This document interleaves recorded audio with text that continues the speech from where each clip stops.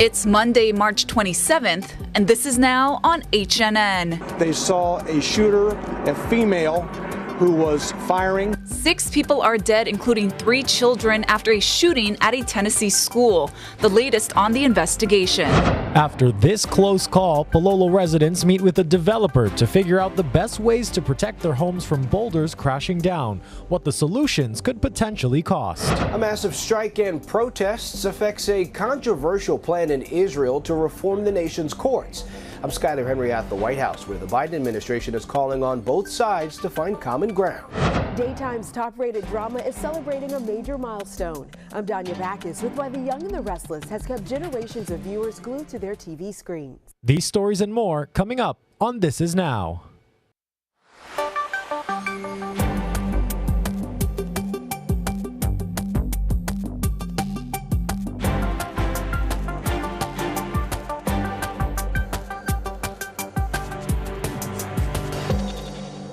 Aloha and thank you for watching This Is Now. We have so much news to get to, but first another school shooting, this time in Nashville, Tennessee.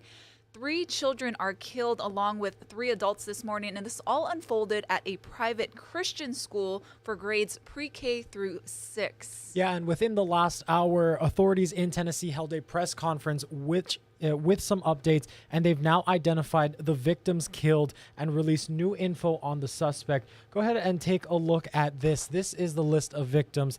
They were identified as 3 children, ages 9 years old, and 3 of them were adults. The 3 children were identified as Evelyn Dykehouse, Haley Scruggs, and William Kinney. The adults killed include 61-year-old custodian Mike Hill, Cynthia Peak, who was also 61, and they also believe she was a substitute teacher, and the apparent head of school, Catherine Contz. She was age 60. And local police also say the suspect is 28-year-old Audrey Hale. She is a transgendered woman, and police combed through her home to find any possible motive. They said there are theories they are considering, but did not elaborate. Now, authorities found a manifesto and maps among her items plotting out this attack. Hale is a former student of that school. Now, the weapons used were 2 AR-style weapons, a rifle and a pistol, along with a handgun. They say this was a targeted attack, and it appeared at least 2 of the weapons were legally obtained in Tennessee. Now, for more on the timeline of events, here's Christian Benavides. Police rushed to the grounds of the Covenant School in Nashville Monday, responding to calls of an active shooter encountering a heavily armed suspect on the 2nd floor. We have identified the suspect right now, tentatively a 28-year-old female. Nashville police say the suspect gained access to the school through a side entrance carrying 2 assault-style rifles and a handgun. We have 3 adult victims, and we have 3 children who have been identified and their families have been contacted.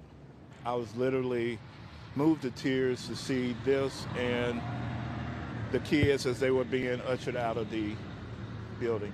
The Covenant School, a private Presbyterian school, has about 200 students from preschool through the 6th grade. The violence comes less than a year after the massacre at Robb Elementary in Uvalde, Texas. It's hard to stop a determined person who's done their homework. Kathy Guider is a former FBI special agent. She came well armed, it appears, so the intention was definitely there. And I think, the next question is, how did she get the weapons? Where did she get the weapons? Where did she get the ammunition? Faculty and parents had previously participated in active shooter training at the school. President Biden addressed the shooting Monday afternoon. So I call on Congress again to pass my assault weapons ban. It's about time that we began to make some more progress. Nashville police say the tragedy unfolded over roughly 14 minutes, and they're examining video from the campus. Christian Benavides, CBS News. A private celebration of life for Jordan Laulusa is set for this Saturday. She's the 21-year-old woman whose body was found in a charred car in Mililani earlier this month. Laulusa was a supply specialist with the Hawaii National Guard. We spoke with her family this weekend. We just remember the good things about Jordan, how she was. She's a very beautiful young woman, and she's very loving to her family and to her friends. So she would be missed. The suspect is 25-year-old Samuel Jones. Court documents say witnesses saw Jones gathering items from the burning car and leaving the area. He's been indicted for murder and arson and is expected to enter a plea tomorrow. HPD has arrested a man accused of intentionally hitting a woman with a car in Aiea. It happened on Moanalua Road at around 5:30 Saturday night. HPD says the suspect struck the 43-year-old woman following an argument. She was reportedly thrown over the car. EMS took her to the hospital in serious condition. The suspect fled the scene but was arrested a few hours after his vehicle was located. We now know the cause of a fire at a Hau'ula home. It was deemed accidental by the Honolulu Fire Department, and investigators said the flames started from an electric stove in the kitchen. It happened around 9:15 Sunday morning at a home near Kawaivai Way. Officials said no one was in the house during a fire. The flames were put out by 9:50 a.m. Damages are estimated at $50,000 to the property and $5,000 to the contents. Over the weekend, Palolo residents met with developer Peter Savio to talk about rockfall mitigation solutions. This after several recent rockfalls in the area, including one caught on camera of a boulder narrowly missing a woman. The meeting was held at Ali'iolani Elementary School to brainstorm solutions to keep large rocks along the ridge from tumbling down and crashing into homes. It's going to cost you money, but you're going to get back more than you put in. My house is right there. So I'm going to reap the full benefit by the protection of it, plus be able to have my property worth more. We plant the trees on the edges faster, or even each homeowner planting the trees, it would be better than the ugly fence that you're going to build up there. Savio says it could take 5 to 10 years for trees to get big enough to be effective, while the fence would take a year or two to build and could come at a cost of up to $10 million. A hiker was saved yesterday after falling 100 feet from a trail in Kaneohe, according to the Honolulu Fire Department. Officials said a group of 9 people were hiking the Ko'olau Summit Trail for about 2.5 hours when one of the men fell from the ridge. Paramedics said the man was treated for a head, back, and arm injury. He was transported to an emergency room in serious condition. Israel's main labor union says it will call off a nationwide strike after Prime Minister Benjamin Netanyahu delayed a vote to overhaul the nation's highest courts. Demonstrations in Israel over the plan have erupted overnight after one defense minister who spoke out against the plan was fired. Skylar Henry has more details from the White House. Israeli Prime Minister Benjamin Netanyahu says he will hold off on a judicial overhaul plan, which has set off strong protests. He said, out of national responsibility from a desire to prevent the nation from being torn apart, I'm calling to suspend the legislation. Thousands of demonstrators have been protesting the plan, which would give Netanyahu more power over the Supreme Court.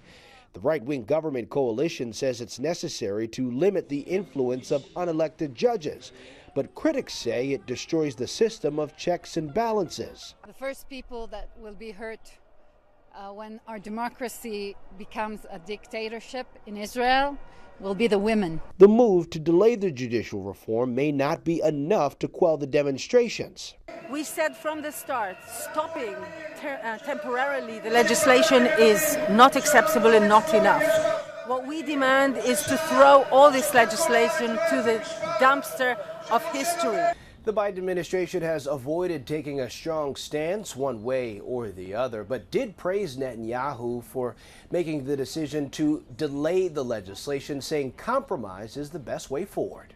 Democratic societies are strengthened by checks and balances, and fundamental changes to a democratic system should be pursued with the broadest possible base of popular support. The strikes and protests have prompted Israel to close embassies around the world, even the U.S. Embassy in Washington, D.C.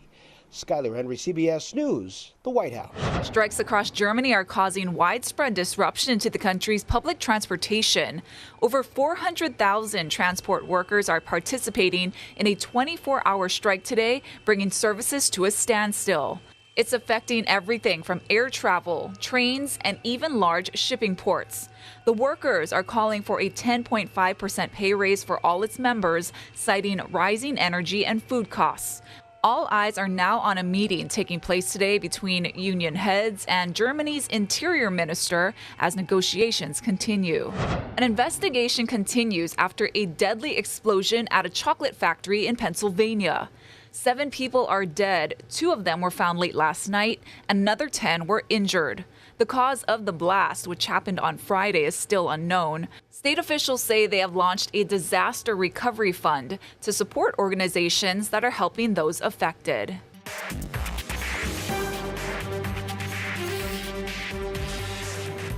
In today's Talker, we are re-exploring the issue of tipping, and while some industries heavily rely on tips, some consumers might be feeling some tipping fatigue. For more on this now, we bring in CNN's Chris Wynn. Aloha, Chris. How's it going? Yeah, these days customers are tipping less because of inflation. That's one of the top reasons. In addition to that, they're overwhelmed with too many tip options at checkout. Because more businesses are using new digital technology to finish up the transactions. 18% gratuity is already included in the bill. Girl, it's water. Across social media, a backlash to the growing number of quick service restaurants like Starbucks and Panera asking customers to tip. It's up 11% from pre-COVID levels, according to data from Toast, a restaurant management software company. You add a tip at the bottom? A tip? For what? That's a little too crazy for me, and I refuse. The average tipping percentage at these places is down, dropping to just below 16%. Professor Depayan Biswas has studied tipping for a decade. He says this new tipping trend started with the boom of digital kiosks. That's when these businesses realized they can put in a tipping option and earn a lot of money. If you're adding 10%, 20%, that's a huge jump in revenue for a lot of these businesses. And the digital interface facilitated that. He's concerned the backlash could spread to other services. That's my biggest worry, that it might actually affect the industry where it really matters the most, the full-service restaurants where the servers don't even make minimum wage. Dylan, as you know, tipping is a very personal decision, but we did speak with an expert who shared his tip without hesitation list. And only 3 groups made the cut: servers, bartenders, and washroom attendants. Yeah, thank you so much, Chris, for that report. For people dealing with inflation and tighter household budgets, is there any advice for them when they feel the pressure to tip? That's a great question, Dylan. Experts who study tipping culture and consumer behavior say more people are actually starting to walk away from those digital kiosks when presented with all of those options. They just don't even want to make a decision. But their recommendation is simple, and that is to pay in cash when possible. That is a very good tip to tip. Thank you so much, Chris. We appreciate your time here on This Is Now. Disney will start its first round of layoffs this week. There are 3 expected rounds, which will ultimately impact about 7,000 employees. That's about 3% of Disney's 220,000 workers across the globe. Now, the second round of layoffs is expected to be larger and is slated for next month. The final round is supposed to happen at some point before the summer. Disney is engaged in a multi-billion-dollar cost-cutting initiative aimed at streamlining operations. Here at home, rising food prices are pushing many local families' household budgets to the brink. Casey Lund tells us about a new effort by the Salvation Army and Foodland to help those in need. Aloha from the kitchen here at the Kroc Center for the Salvation Army, way out on the west side, a really important resource for so many families. We're talking Meals of Aloha, and we're also showing you how to spread your dollar further at Foodland. Foodland, of course, partnering with the Salvation Army to do this. And I want to bring on Major Troy with us. And Troy, you can really do a lot for local families in need by participating in Meals of Aloha. Tell us how the program is going to work all the way through April 30th, right? Yeah, all the way through April 30th, so you can just go shop at Foodland, as you regularly do.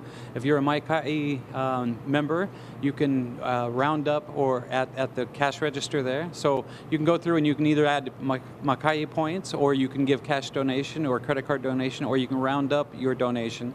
And then a $20 gift certificate will come from Foodland to the Salvation Army in the community in which you donated, and the Salvation Army will help distribute to families in need all through Hawaii. And Salvation Army knows all too well that the families here in Hawaii do need help. We pay some of the highest prices for food. You guys have done a lot to help them already, right? Yes, significantly. Just for example, in 2021, man, I'm getting old. 2021, over 130,000 individuals received meals from the Salvation Army in Hawaii. Yeah. Just amazing. 26,000 individuals received help with assistance in utilities or housing or addiction services. So there's great need out there, but we live in a great state that helps out. Let's plate up. We went to Foodland earlier today, we went to Foodland at Kamakana Ali'i, and Major, I'll have you plate up the rice. We've got our delicious hamburger curry. We went to Foodland, we got ground beef, we got frozen vegetables, curry, we got onion, a fresh onion, and garlic, and we are going to plate up our delicious, this smells amazing. We were able to stretch that, and that was all under $20. Man, I love curry. You can put curry on just about anything, Major, and it's pretty yummy. So let's go ahead, let's take a bite and see how we did. Chef Joe here with us from the Salvation Army Kroc Center. We appreciate you as well. Let's see here. Not too bad at all. Not too bad at all. And I think we even had a little left over. We probably could have got dessert somehow in there, but this is delicious. You can really stretch that dollar, that $20 further. Thank you so much. I'm going to finish this curry, but again, you can go to HawaiiNewsNow.com. All the details are there. We'll send things back into the studio for now.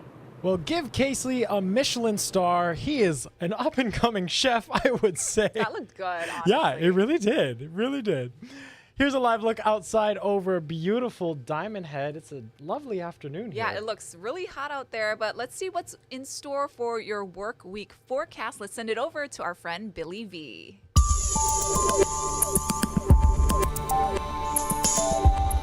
So let's go ahead and take a look at your weather. It's actually going to be really nice today. So a lot of sunshine along with some afternoon showers, light and variable winds. And once again, once we get through that, then the weather starts to change. Transition day tomorrow by Wednesday, cold front that's going to be affecting mostly Niihau, Kauai, and Oahu. And those showers will pull up to the north. Meanwhile, Thursday, Friday, Saturday, it starts to set you up for trade wind weather. Look at this Sunday, easterly winds, 10 to 20 miles per hour. This is regular trade wind weather. So that's really good, because we haven't had that in a long, long time. Once again, your wet day is Wednesday. First weather alert. This is probably going to affect you the most this week. Severe thunderstorm watches are up for large parts of Georgia after a devastating weekend of severe weather. Tornadoes killed at least 26 people and flattened communities. Mike Helgren reports from Mississippi. Fast rising water and the threat of a dam failure forced evacuations downstream from Heads Creek Reservoir about 45 miles south of Atlanta. Since Sunday, storms have pounded the area and tornadoes touched down in western Georgia, destroying about 30 homes. The whole house was shaken. It was the same system that Friday night obliterated communities in western Mississippi. Before and after satellite photos show how much was lost in the town of Rolling Fork. Believe it or not, this was a bedroom, that also was a bedroom. Eric Thompson rescued his mother, who rode out the storm in this closet. She said as soon as she sat down in the closet, it just came and swept through the whole house. Mississippi is one of the poorest states in the U.S., and this is one of the poorest areas of the state. And that's what makes donation centers like this one so important. We've had people come all the way from Minnesota and Wisconsin that have just come down, and within 24 hours we're here. Wanting to say, hey, let me help. With so much of the town gone, many have nowhere to live or work. But college student Armin Andrews is hopeful. Do you think there's a future for Rolling Fork? I do. He knows rebuilding will take years. We're not going to let this stop us. Teams with FEMA say they're working with the governor to find housing solutions and are promising to stay as long as needed. Mike Helgren, CBS News, Rolling Fork, Mississippi. Well, daytime TV's #1 drama for more than 3 decades is hitting a major milestone. That's right, The Young and the Restless is celebrating 50 years on the air. Danya Bacchus has more on the show's ongoing success and what the future holds. Through more than 12,500 episodes, over 50 years, you will never get her. The Young and the Restless has taken viewers inside the lives of the residents of Genoa City. To love and comfort you. There's been no shortage of romance, rivalries, or heartbreak. It's just an incredible honor. It's a real achievement that our show's been this successful this long. Josh Morrow has played Nick Newman for nearly 30 years. Many of the show's actors have remained in their roles for decades. It's just an incredible company and a big giant family, and we all, root each other on. The Young and the Restless debuted March 26, 1973, after CBS tasked show creator William Bell with producing a soap that focused on younger characters. Take one. Their first half-hour episode featured disheveled drifter Brad Elliott, who hitched a ride from a trucker. Where you headed? Looks like Genoa City. From there, the stories bloomed. These days revolving around Genoa City's 2 most prominent families, the Abbotts and the Newmans. Through the years, The Young and the Restless has kept generations of viewers engaged through interesting plot twists and groundbreaking and sometimes controversial storylines. The Y&R was the first to write a storyline about AIDS. It's also tackled alcoholism, same-sex marriage, sexual harassment, and date rape. You just immediately feel so much pressure to get it accurate. God forbid, again, someone has been through this and they say that's not how it was, then it's all for nothing. And was among the first to embrace diversity. Brittany Sarpy plays Dr. Elena Dawson. Me coming on set and being a minority and being able to represent a culture that's not always on TV or wasn't always on TV is really important work. But it's the daily dose of drama that viewers, cast, and crew hope never ends. I grew up watching Young and the Restless with my mom, and so Young and the Restless has always been a part of my life. Where the characters will forever remain young and restless. Danya Bacchus, CBS News. A future wizard is on the way. Actor Daniel Radcliffe, who famously played Harry Potter, announced he and his longtime partner are expecting their first child. The couple has been together for 10 years, and Radcliffe has previously said he would not mind if his future children wanted to follow in his footsteps and be involved in movies. But he did say he wants to protect them from fame. All right, guys, it's time for some good news now. And actually, my first good news story takes us out to Kapolei. Take a listen.